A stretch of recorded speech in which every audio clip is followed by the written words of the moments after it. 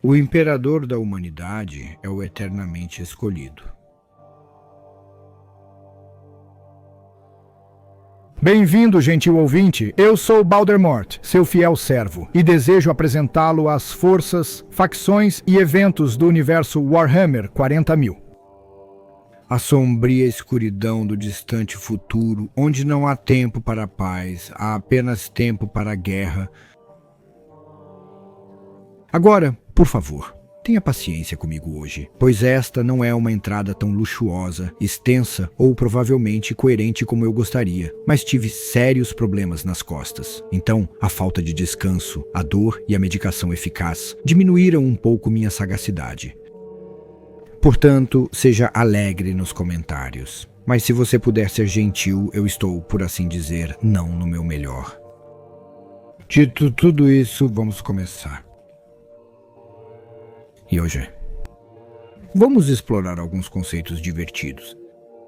Uma visão distorcida e inclinada do universo Warhammer, um IC, ou um espelho distorcido e quebrado do que pode ser, para olhar o que poderia ser. E hoje vamos explorar interpretações do Imperador da Humanidade. Não se preocupe, em breve haverá uma das minhas pequenas histórias.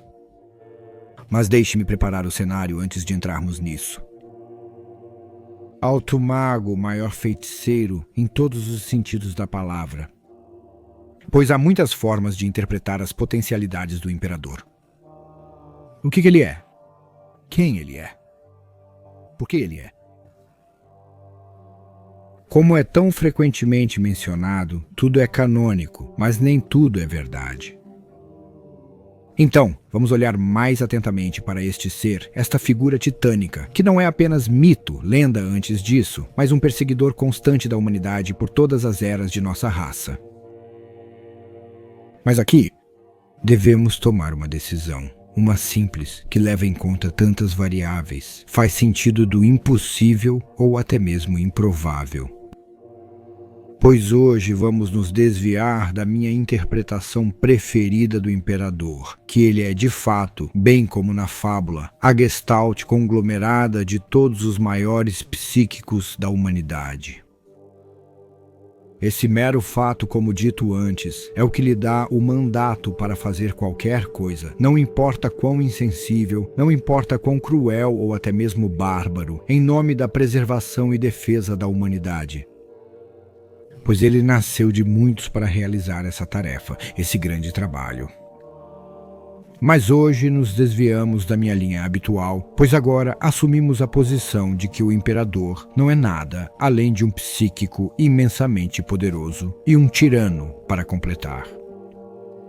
A visão muito mais popular no momento, mas que eu não gosto. No entanto, abre portas para horrores que sonhei se apenas seguirmos essa linha simples. O Imperador é um homem. Nem mais nem menos. E toda a humanidade é falível. Ele não é nada mais do que o mais potente dos perpétuos, e ele não tem mandato além daquele tomado por coerção, conversão ou puro massacre desenfreado. Pois ele é o humano mais poderoso que já viveu, e se isso é verdade, então não pode haver verdade mais profunda do que esta. O Imperador é o primeiro dos sempre escolhidos.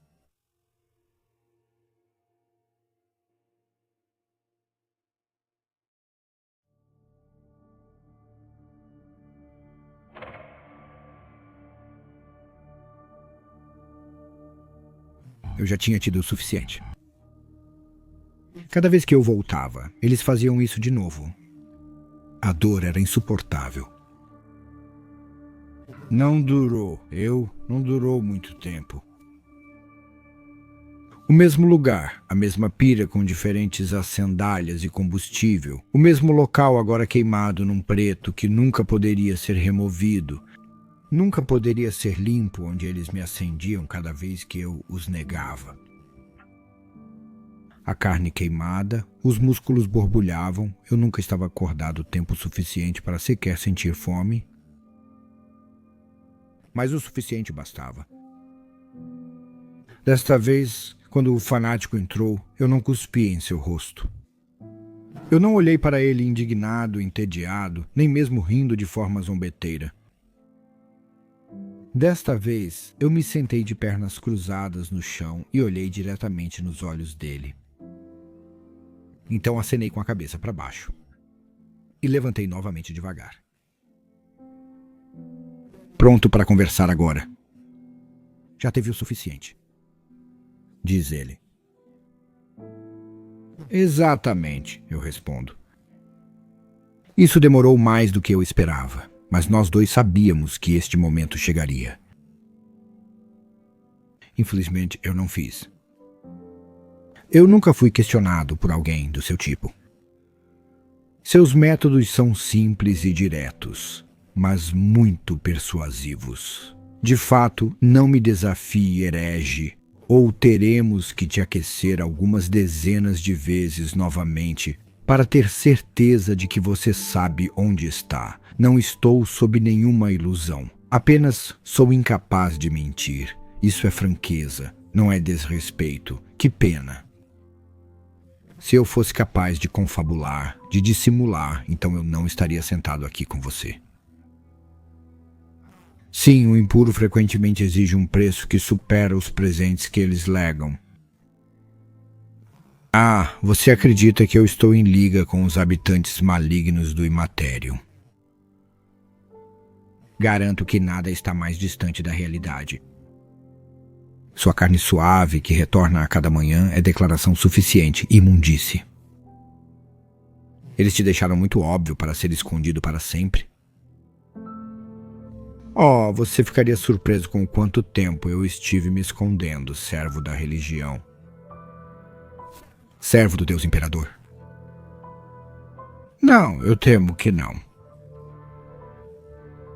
Pensando bem, talvez você esteja certo agora. Mas nem sempre foi assim. Blasfêmia, arrependa-se, ou você queimará instantaneamente. Você não vai fazer isso agora. Nós dois sabemos que de qualquer maneira você vai me acabar no meu fim, mas você vai me ouvir. Eu estava com ele, você vê. Quem você conhecerá em breve, então você vai ceder, então você vai me pedir para parar, para salvar sua alma.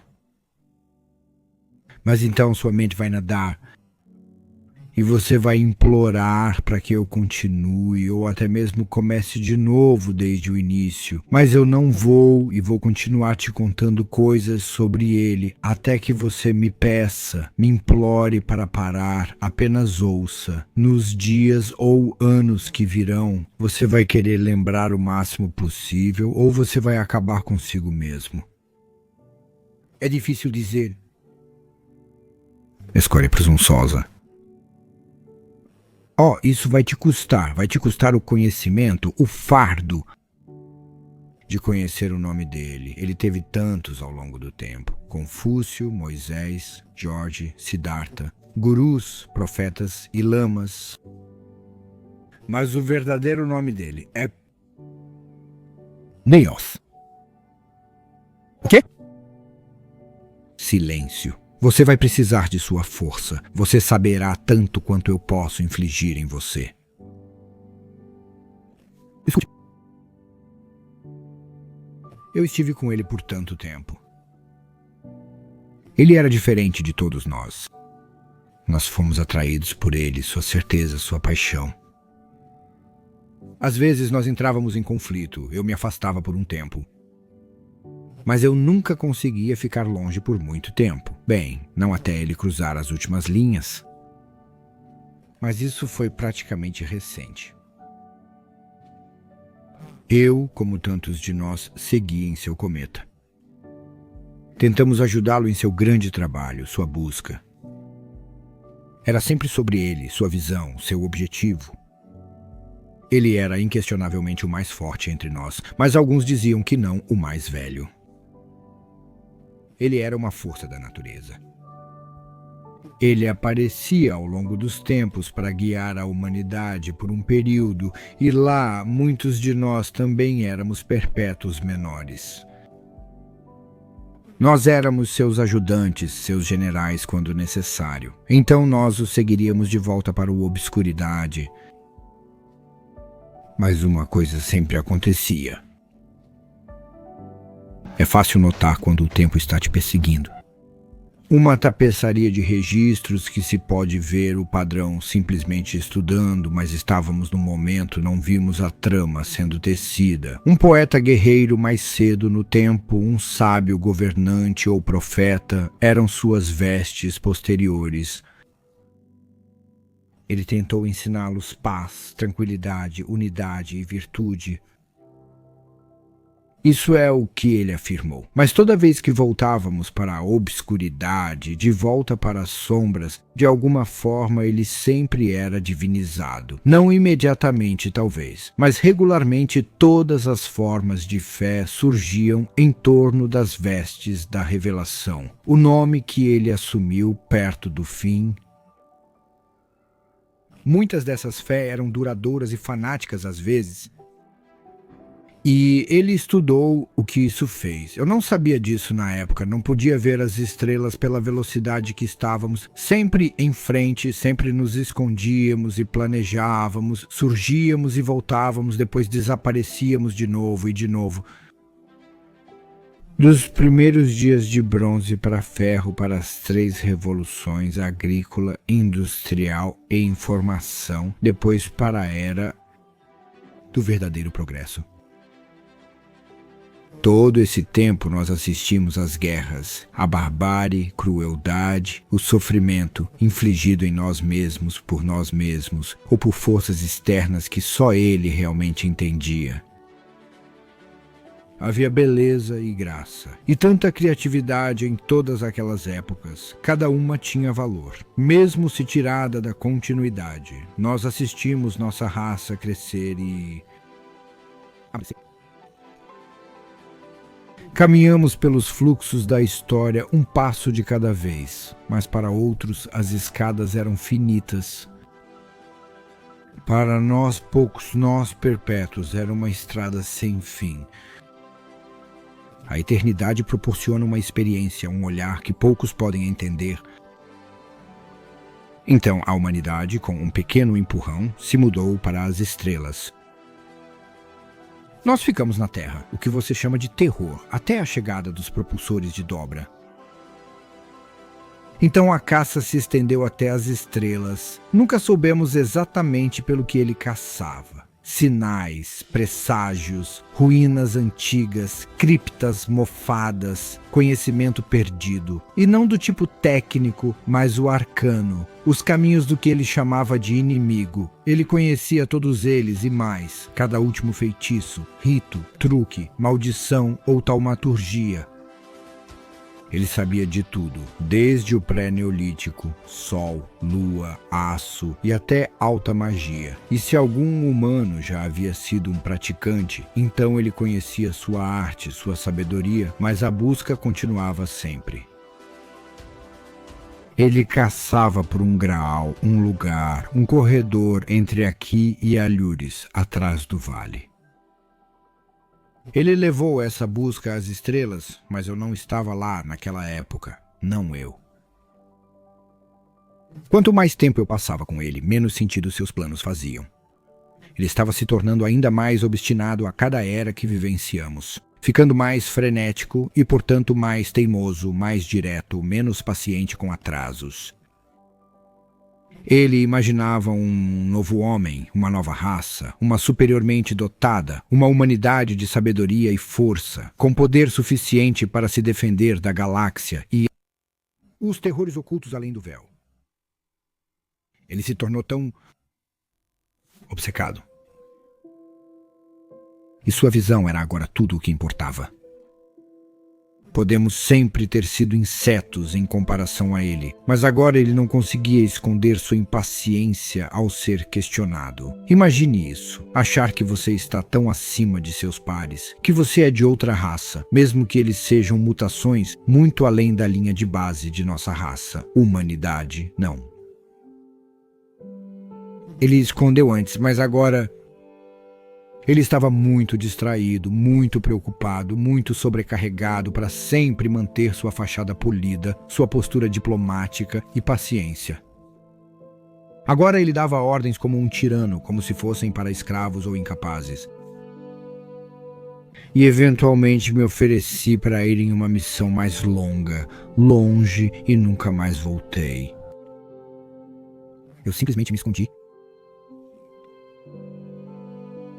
Assumia a aparência de um simples trabalhador e simplesmente desapareci até agora. Claro que descobri mais tarde o que aconteceu. Eu conversei com aqueles que foram quase até o fim com ele. Ele encontrou. Sim, ele encontrou. Em um mundo no céu noturno, finalmente ele encontrou o Molech.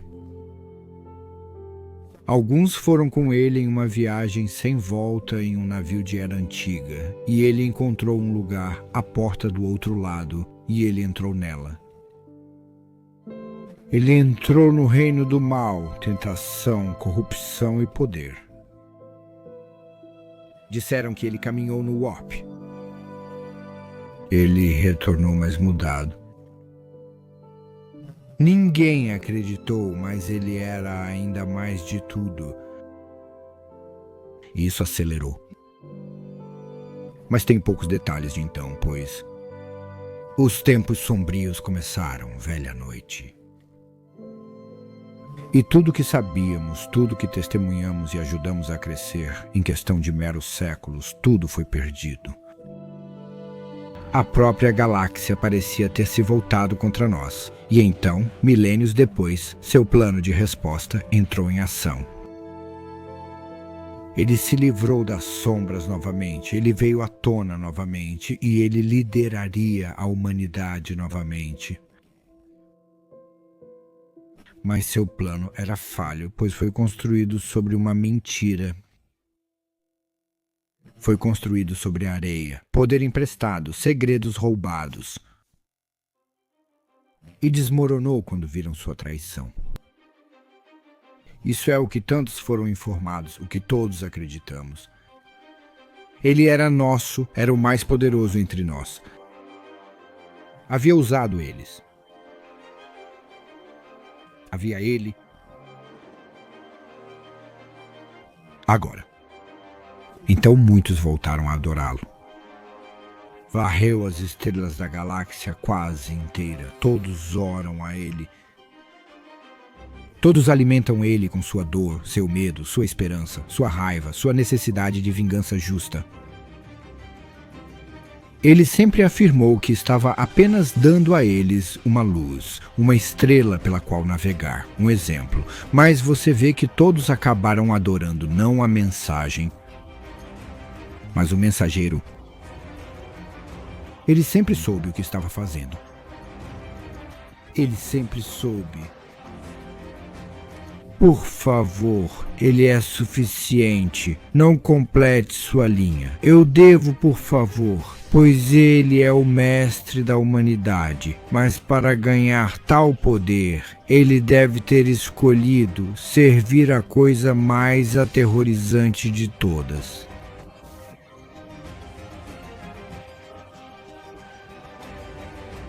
Talvez ele ainda os sirva, seus dois mestres. Os deuses sombrios. Do caos.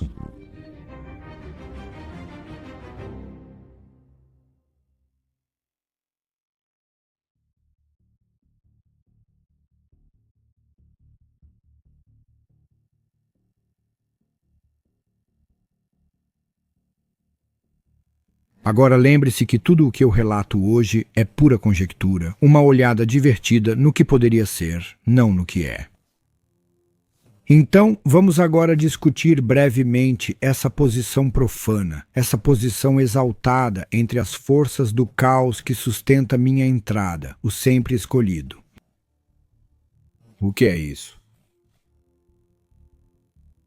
Uma vez em uma era, uma vez em uma vida de vidas, as estrelas se alinham, e um dos mortais nascidos dos reinos é diferente. Alguns desses indivíduos fenomenais servem ao bem. Eles reúnem exércitos despedaçados, trazendo esperança onde tudo foi perdido. Eles enfrentam a escuridão e dizem basta. Pontos de virada do destino, seres tocados por ele. Eles podem mudar todo o universo. Sigmar é um deles, mas houve tantos antes dele, tantos depois. Eles resistem ao poder alucinante e devorador de almas dos terríveis senhores do caos, os deuses do Warp. No entanto, onde há luz, há igual chance de escuridão. À medida que alguns desses mortais tão especiais nascem, que não são tocados pela luz, mas aclamados pela contaminação, subsumidos pelo mal desse reino e seus terríveis mestres. Mais frequentemente isso tem sido no mundo que era, ou nos reinos que surgiram de seu coração partido, a Era de Sigmar. No entanto, os universos Warhammer estão ligados, eles são verdadeiramente um só. E o que ocorre em um universo está ligado ao resto através do mar de almas, expansão que é o imatério de uma distorção. Então vemos que as ações dos deuses sombrios, seu grande jogo entre eles, acontece não apenas na sombria escuridão do futuro distante, mas também nos reinos menores. Menor pode ter muita massa, mas, como eu já expliquei antes, eu realmente acredito que o universo de Warhammer 40.000 é o primeiro. É onde os deuses do caos nasceram, onde eles sempre existiram na história e cenário do mundo que estava na Era de Sigmar. Portanto, pelo meu cálculo, é aqui que eles nasceram. Então esta é a primeira das existências que estão todas tão intimamente conectadas. Com isso entendido, continuamos com a pergunta: o que é o sempre escolhido?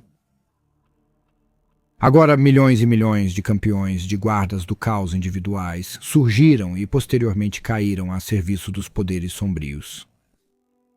Mas eles sempre estão confinados à lealdade de um dos 4 Khorne, Tzeentch, Nurgle e Slaanesh. Ainda assim, de vez em quando surge um desses indivíduos especiais que podem servir ao caos, mas não serem escravizados por ele. Isso é realmente raro. E esses seres de pura vontade podem ser transformados em seres de pura maldade.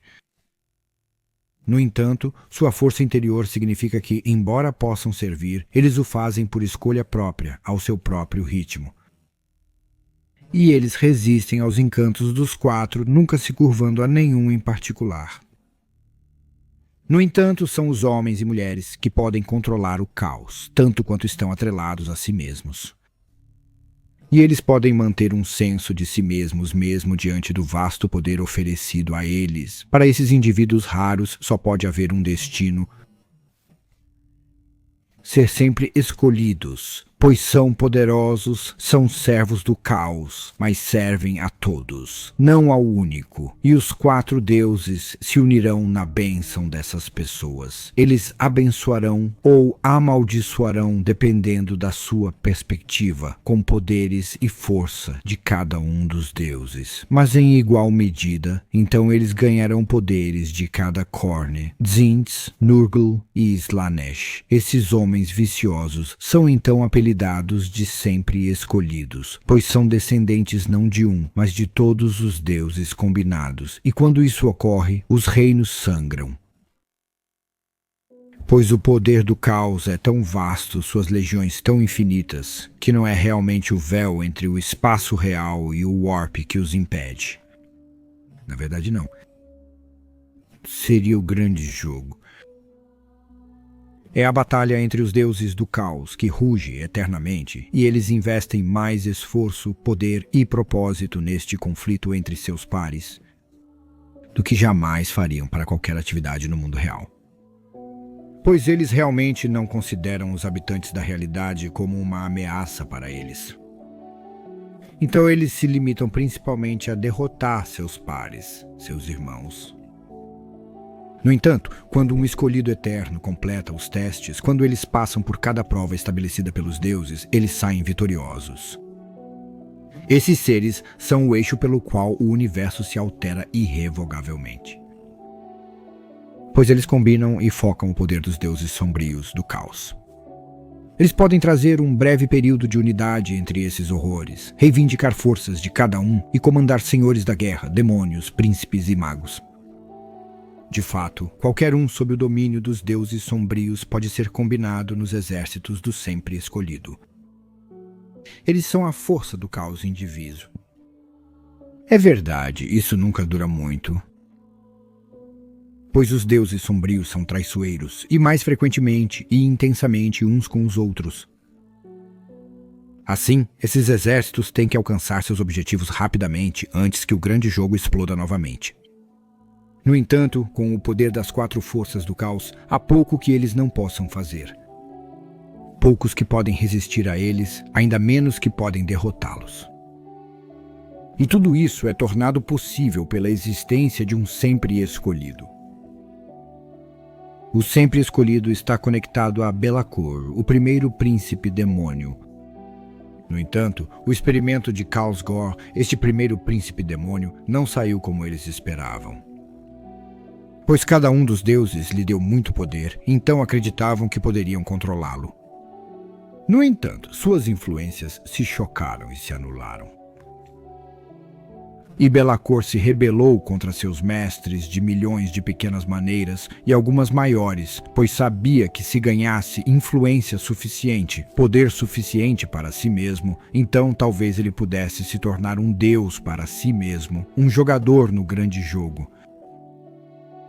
Be'lakor falhou em sua tentativa de destruir os reinos, mas chegou perto, seu fracasso levou ao seu castigo final. Por agora, Be'lakor tem que coroar a cabeça do sempre escolhido que procede dele.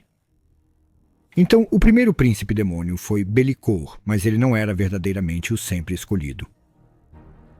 No entanto, eles são tão semelhantes que alguns podem se confundir, porque para todos os efeitos e propósitos, Be'lakor agiu quase como um sempre escolhido, pois ele liderou o caos indiviso.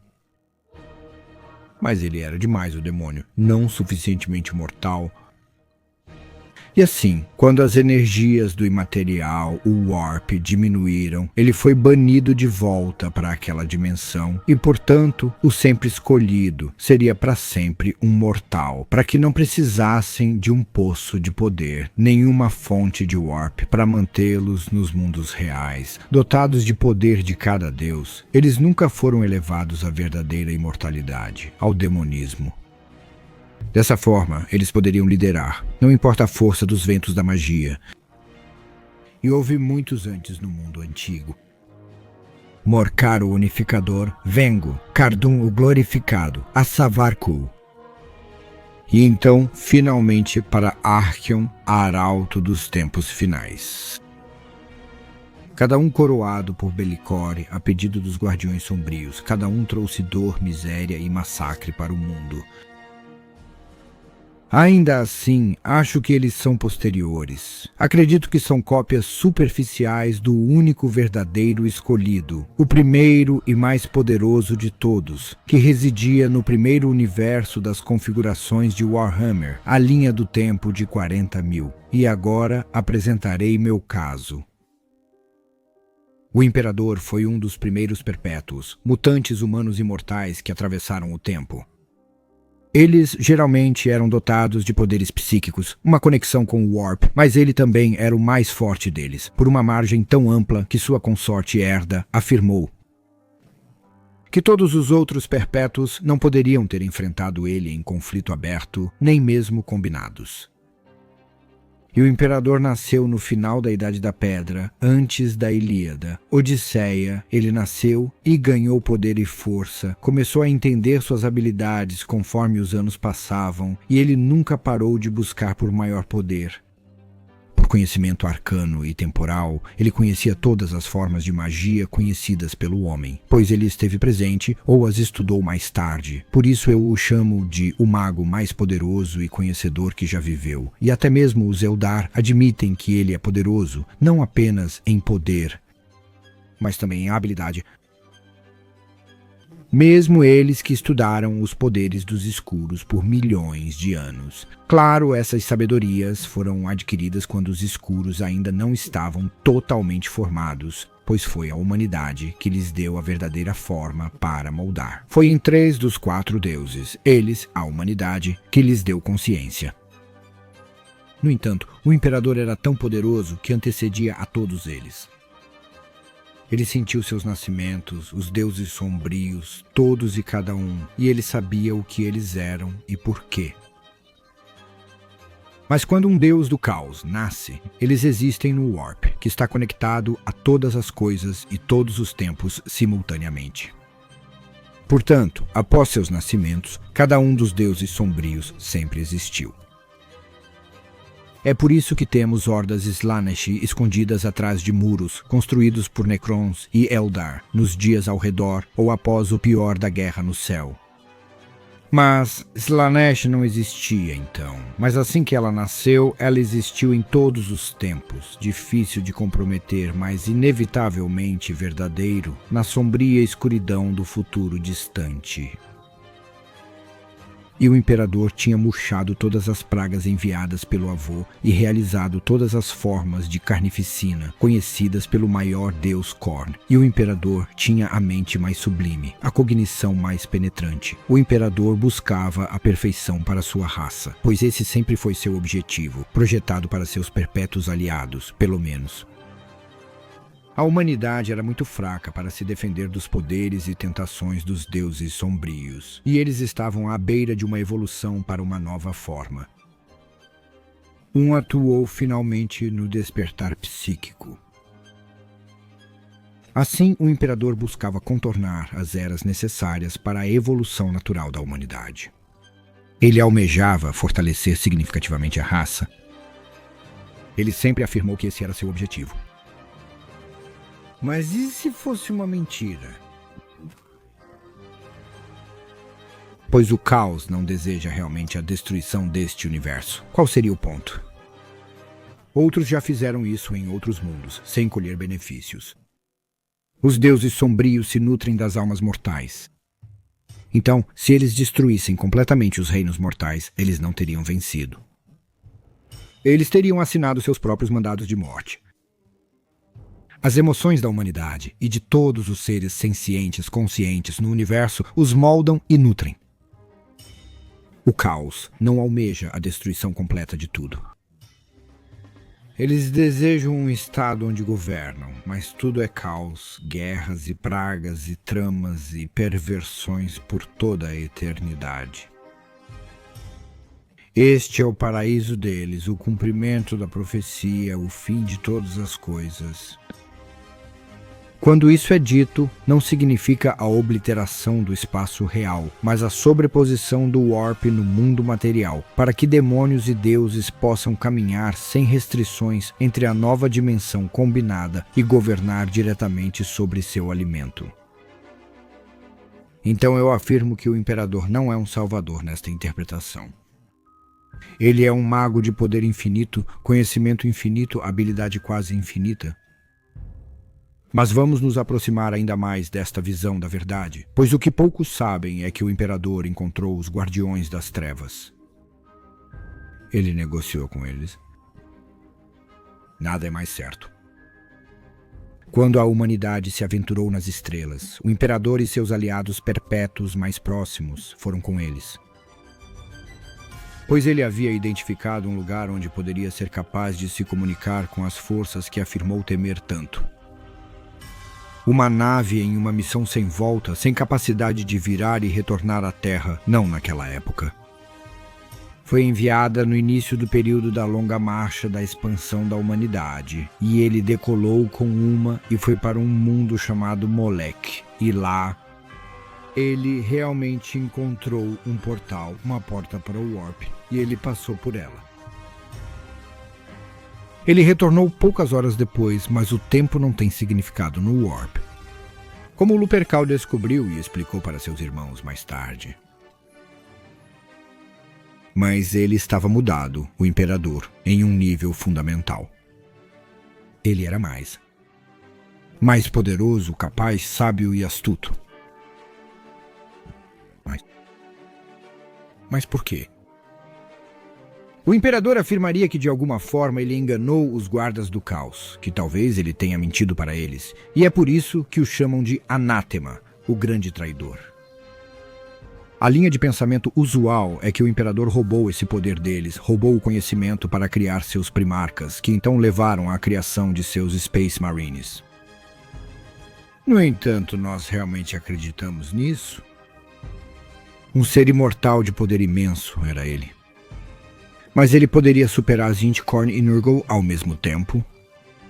Ele mentiu para si, realmente difícil de engolir, pois há uma possibilidade ainda mais simples e nítida que oferece a resposta. O imperador não superou os guardas do caos. Ele realizou seus testes, provou-se capaz e ser um receptáculo digno para o poder deles. E ele se ajoelhou para eles. Ele, Neot, o imperador, foi o primeiro escolhido, pois estava em um universo naquela época que nem sequer tinha Slaanesh. Pois ela irrompeu na vida milênios depois, causando a queda dos Eldar, ou mais precisamente, portanto, a criou. Mas o imperador possui todas as habilidades e características marcantes do sempre escolhido, capaz, determinado, visionário de vontade férrea. E depois de tanto tempo como um mortal vendo as coisas do ponto de vista de Rock, sempre olhando para baixo para as pessoas que ele afirmava estar tentando salvar, ele tinha a insensibilidade de um homem sem alma, de um deus olhando para seus peões. Suas ações nas guerras de unificação e na Grande Cruzada mais do que provaram isso. Ele possui quase todas as características de Archaon, exceto uma: o objetivo declarado de destruir o universo em nome do caos. No entanto, como discutido, este cenário, a escuridão sombria, é o mais verdadeiro e primeiro de todos os reinos. Tem que ser. Portanto, aqui na fonte de sua existência, o lugar de seu nascimento, os deuses sombrios, acredito, veem como seu lá. Todos os outros reinos estão conectados através do Warp, e agora territórios a serem reivindicados, novos parquinhos onde brincar, mas não o universo do imperador. Pois aqui eles não desejam consumir ou destruir, mas reivindicar. Este é o lar deles, e eles o querem como seu primeiro e mais potente feudo. O imperador voltou e formou seus primarcas, depois suas legiões, e surpresa, surpresa, as coisas deram errado. Os primarcas foram lançados para fora na galáxia, e o imperador assistiu a isso acontecer, não metaforicamente, mas realmente ali parado, enquanto o ato era realizado. Como este ser divino, como e por que ele teria permitido que seus filhos fossem tirados dele sem uma luta?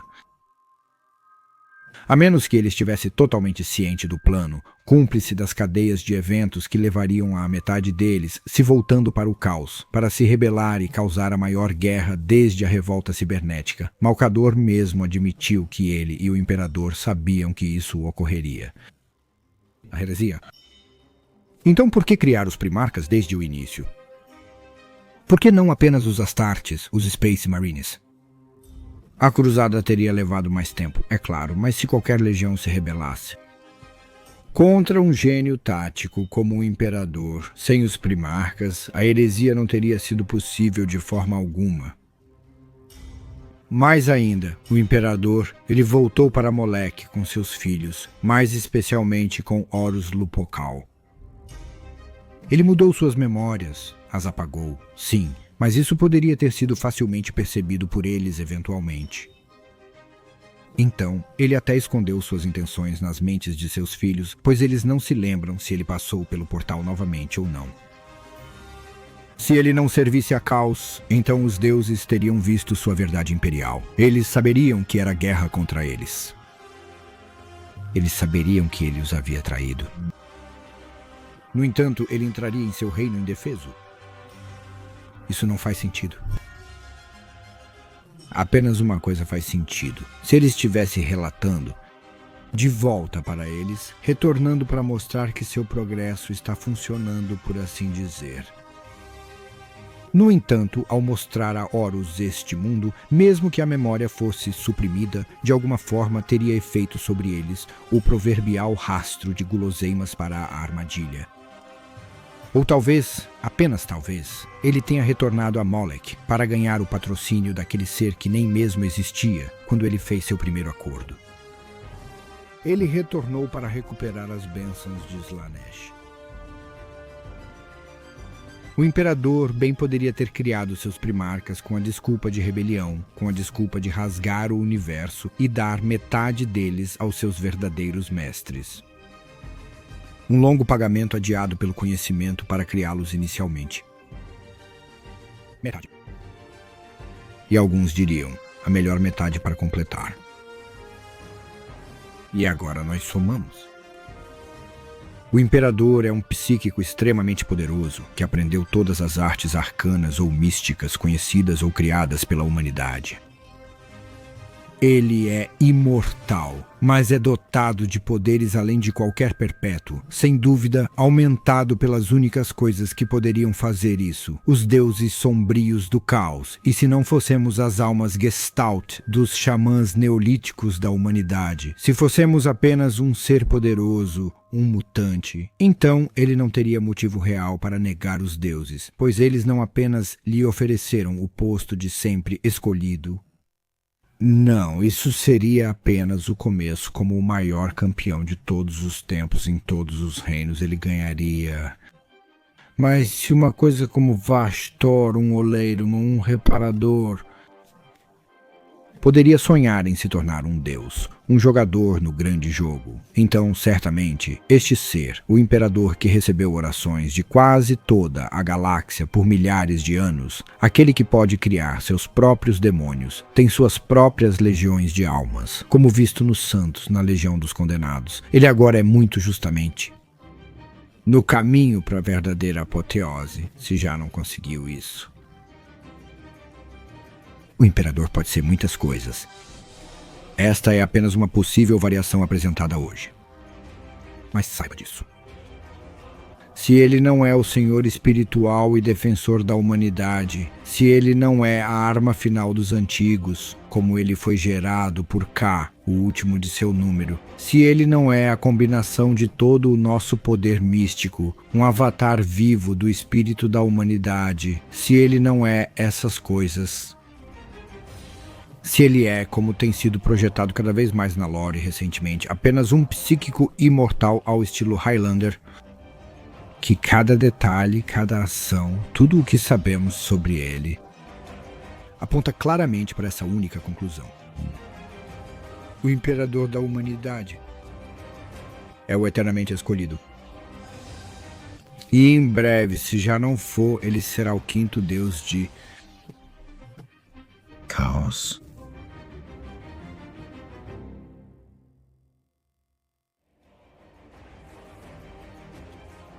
Eu tenho sido Baldemort, seu fiel servo. Agora se inscreva e curta e todas essas coisas. Se você gostou do vídeo, e junte-se a mim todas as sextas-feiras, enquanto mergulho no universo Warhammer.